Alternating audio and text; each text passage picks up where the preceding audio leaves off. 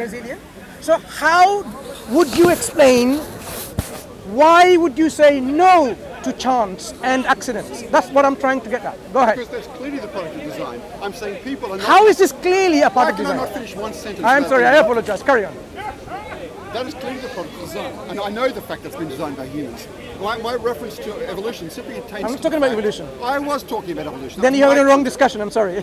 I wasn't talking about evolution either. You just said there has to be a designer. I didn't talk about... Yes, you did. My friend, it has to be a designer. Evolution is a classic example of what you claim to be design. The origin of cosmos, the stars, do your evolutionary theory talk about it?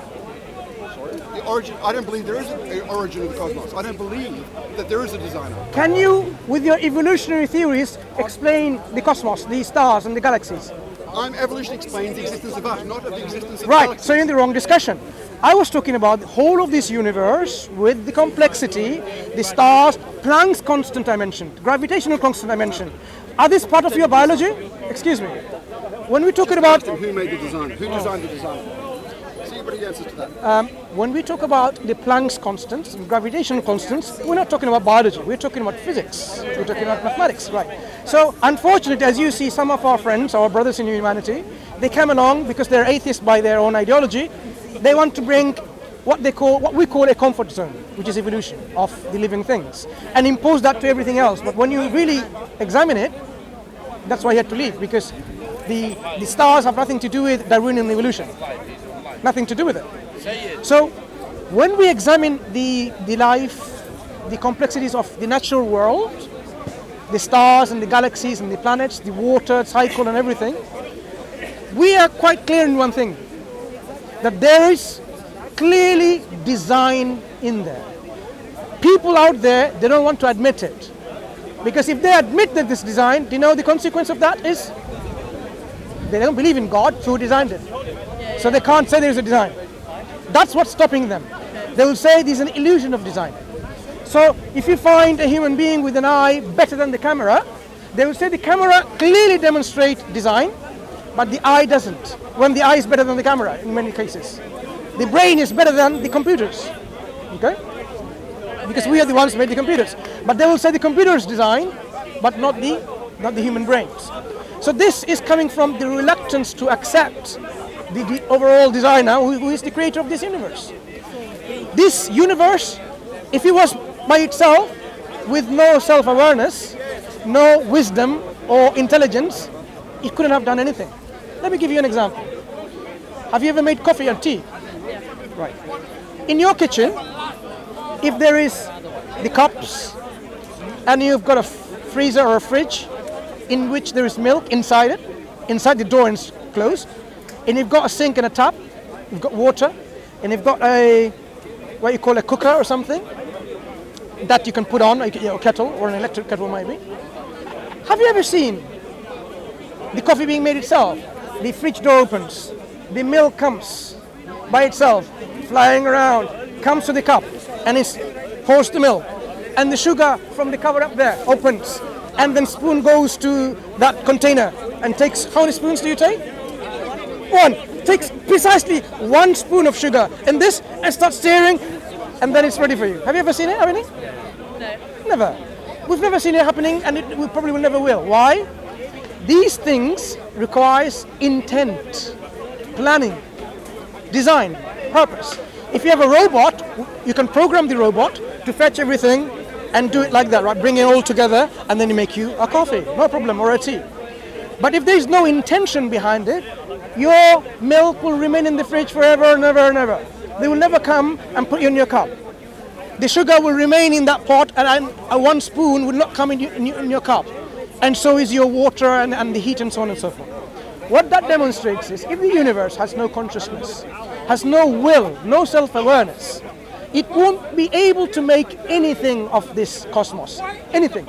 Because all of this, it requires intent.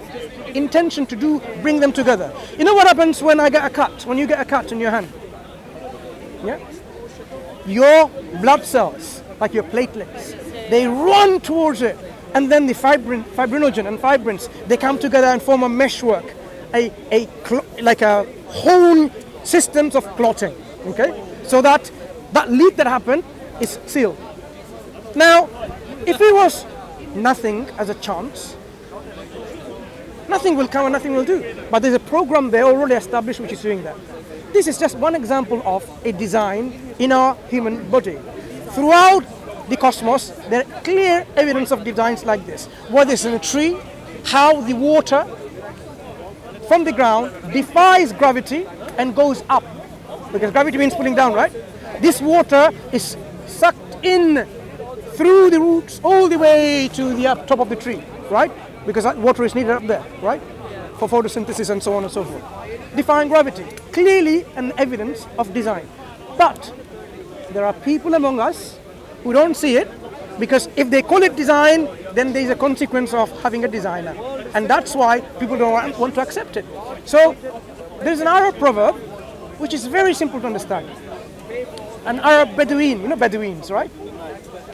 The Bedouins in the desert who have camels on the left. So one of the Bedouins said, in the famous proverb, that the camel droppings point towards a camel that was hanging about here. Because that's where it came from. It didn't come from the goat, or it didn't come from fallen from the sky, or the stars. Camel dropping is from a camel. The camel dropping is evidence of a camel being there. The footprints on the sand, human footprints, is an evidence. It's a direction, indication of a traveler which went that way. It wasn't the sand and the wind and the humidity and the temperature somehow made those prints. Clearly evidence of a human being walking there. It's a human footprint. It says the earth, the stars, the skies, all of this, and the working, integral working between themselves is an evidence of the one who created them. Even a Bedouin can understand it.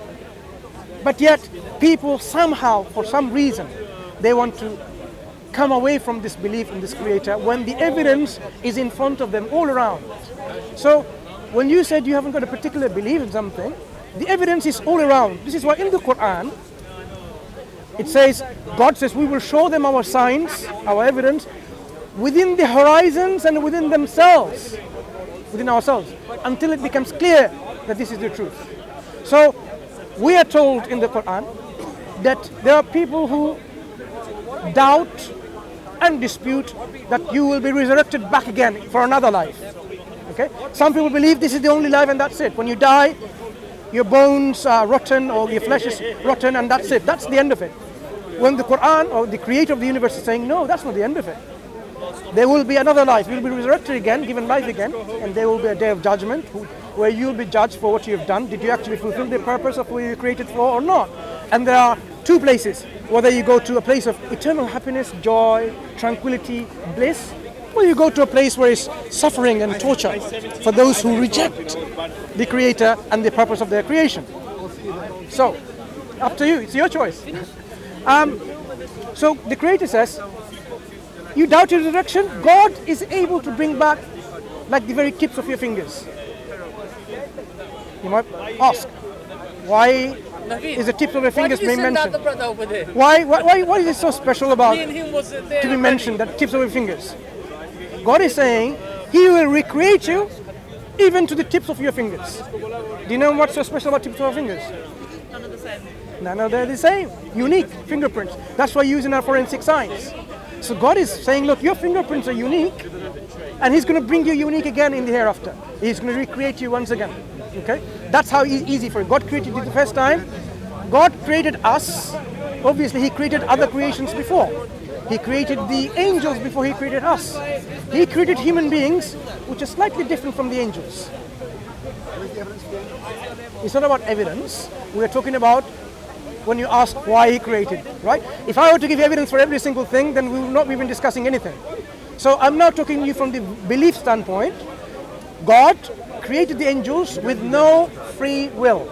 I already given evidence about the creator already, which obviously you overlooked. The angels do not have the ability to disobey God's commands, meaning they don't have that free will to disobey. When you make robots with a particular program, they only do what you program it. Angels are like this, programmed to obey God. Human beings are created slightly differently. Human beings have been created with a amount of free will. where we can exercise our free will, and we can choose to obey God or disobey God. Up to us. Of course, God tells us, it's better for you to obey God because God has created you for a purpose, and there's going to be consequences of obeying and disobeying. But if you don't want to, it's up to you, but with the detriment and consequences that you have to face yourself. Okay? So, and we see people, as my friend here earlier on said, I'll see you there in hell, meaning he's okay, he wants to choose a path that is going to take him to hellfire, he's okay with that. That's his choice. But God tells us he doesn't wish people or like people to go to hellfire. Right? He created us, showed us the two ways. Whether you're grateful or ungrateful, two ways. The way that leads to paradise and happiness and joy in heaven, or the way that leads to hellfire, torture, suffering. Which one should we choose? God says choose the one which is better for you, heaven. So he constantly reminds us and shows us and encourages us and shows us why we should do that, and tells us abstain and shun and reject the ways that will take you to hellfire. Do not walk in the footsteps of Satan. Satan, who became so arrogant, and then he went away from the path of his Lord.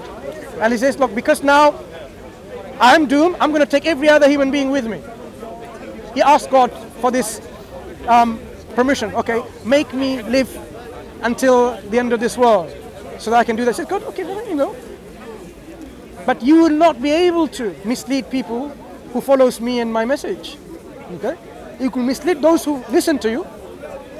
So clearly, we can overpower and overcome Satan. Clearly. Satan comes and whispers you to do all the things which are evil. Evil things. The Quran says when you start reading the Quran, seek refuge with Allah, God, from this accursed Satan. You'll be surprised. Some people say, Satan is the author of the Quran. And this book says, may God curse Satan when you start reading the Quran. And the book says, this book cannot be authored by Satan. Satan is your plain enemy. He's the one who commands all that is evil. God commands you all that is good. So clearly, we can see how Satan comes in this play. So yes, Satan comes and whispers people, and they don't have full control of human beings though. They only do whispering and suggesting. You can get rid of this by simply saying, you are Satan. What you just said, what you've done, this is totally wrong, not right, not true. There is one creator, and I'm going to obey this creator alone. I'm going to listen to this creator. I'm going to worship this creator. There are people who say, but what about my people? What about my God, the elephant God? What about my God, the monkey God? What about my God, the man God, or the woman God, or the daughter God, or the sun God, or the moon God? There are people saying, why don't you follow my religion? I'm talking to you as a Muslim, right? So if I'm an atheist, do you think that I'm a follower of Satan? If you're an atheist, you're a follower of your own desires, your own self. So you have your own desires, which is directing you to do whatever you want to do. So you've taken your own desires as your ultimate arbiter, ultimate guide, ultimate decision maker, right? Allah tells us in the Quran that there are some people who've taken that, their own desires as their own God. Because a God is anything that you give your gratitude and thanks to. Any object that is object of worship. So some people, how they love football stars and pop stars, this is a kind of worship. When you say, I am the only one, I'm not going to listen to anyone, I follow my own thing, then you're actually making your desires like a God in that sense. You're following your desires, your own thing that your desires tells us. But the problem with following our own desires is this. People throughout centuries have been following their desires, and they have come up with conflicting things, messages, ideologies and teaching. Some people saying my desires tells me that you are black people, you should be dealt with. You are the evil on earth and we need to annihilate all of you. Or vice versa, white people and so on. There are people like this, the KKKs, or the the black people who have said, look, everyone. In fact, some of the people in this park say, you white people, you're the devil. On this park, you'll be surprised, and they carry an iPad. They're digital, in the digital world, they carry an iPad and say you're the devil person because you're white. What can I say? May God help us all. So yes, people have taken their own desires in various ways, and they have invented ideologies and teachings which you clearly know cannot be all right. So if you're an atheist, you know that now there has to be a creator of everything. It only makes sense that there is a creator for our universe. It only makes sense also that this creator is one and absolute. One and absolute. With consciousness, or when I say consciousness, possessor of life, will, energy. Why do I say one? Let me give you an example why I say one. Because some people might think, why not 2 or 3? Do you drive? I don't drive now. Okay, you've been in the car. Yeah. Suppose you're in a car and there's 2 steering wheels, left and right. And there are 2 drivers. One is me and one is the other driver, right? I'm going to take the car to North in Birmingham. I don't listen to anyone else because I am independent. I'm absolute. I'm self-sufficient, right? I don't care what other people say. I'm going to drive independent of this car to the North. The other driver is also independent of everyone else, including me, right? He's a driver. He's got all the control of the car. He says, I'm going to drive the car to Portsmouth. Where's the car going to go? Possibilities, right? Car doesn't go anywhere. It goes to the north, it goes to the south, or goes somewhere else. If it goes to the north, like I did, then the other driver failed to take and steer the car wherever it's going. You can't have this car going in both ways. I have a question. Later. Or you can ask my brother there, right? You can ask my brother this question if you want to. Yeah, please go ahead, yeah? My brother is much more knowledgeable than myself. Please speak to him. So.